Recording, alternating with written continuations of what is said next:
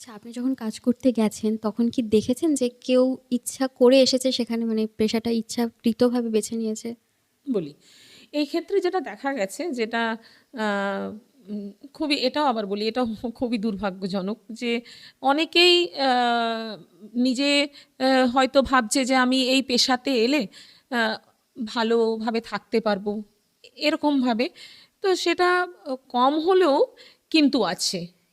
আবার একটা জিনিস দেখা গেছে যে মানে জোর করে ধরুন কেউ কাউকে নিয়ে আসলো বা বিক্রি করে দিল কোনো একটা জায়গাতে। হাত বদল হয়ে বিক্রি হলো obviously।